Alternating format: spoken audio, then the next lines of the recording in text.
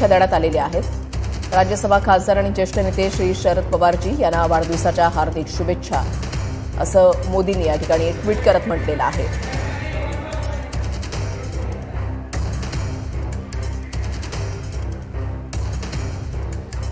तर अजित पवार आणि सुनेत्रा पवार शरद पवार यांच्या भेटीसाठी आता पोहोचलेले आहेत। त्यांच्यासोबत आहेत आपण पाहतोय।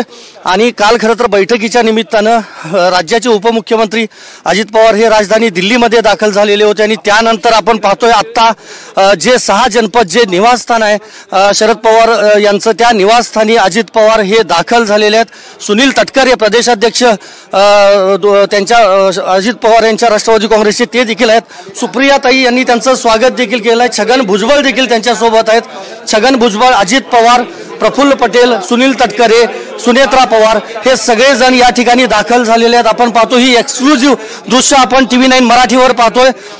बैठकीच्या निमित्तानं अजित पवार हे राष्ट्रवादी काँग्रेसचे नेते दिल्लीत आलेले होते आणि राष्ट्रवादी काँग्रेसचे ज्येष्ठ नेते शरद पवार यांना शुभेच्छा देण्यासाठी अखेर 6 जनपदवर दाखल झालेले आहेत। ही सगळ्यात मोठी बातमी आताच्या महाराष्ट्राच्या राजकारणातली म्हणावी लागेल। सकाळीच TV9 सांगितलं होतं की त्याप्रमाणे शक्यता आहे आणि आपण पाहतोय शुभेच्छा देण्यासाठी अखेर अजित पवार, सुनेत्रा पवार हे दाम्पत्य, त्याचबरोबर पार्थ पवार देखील हे स्वतः त्यांच्यासोबत आहेत। छगन भुजबळ देखील त्यांच्यासोबत आहेत। त्यामुळे महाराष्ट्राच्या राजकारणातली ही सगळ्यात मोठी आताची बातमी म्हणावी लागेल की उपमुख्यमंत्री पदाची शपथ घेतल्यानंतर अजित पवार हे दिल्लीमध्ये थेट 6 जनपदवर दाखल झालेले आहेत। शरद पवार यांना शुभेच्छा देण्यासाठी संपूर्ण कुटुंबीय त्यांचं आहे।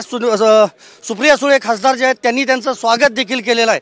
सकाळपासून जर पाहिली तर मोठी गर्दी संपूर्ण या निवासस्थानी शरद पवार यांच्या पाहायला मिळते।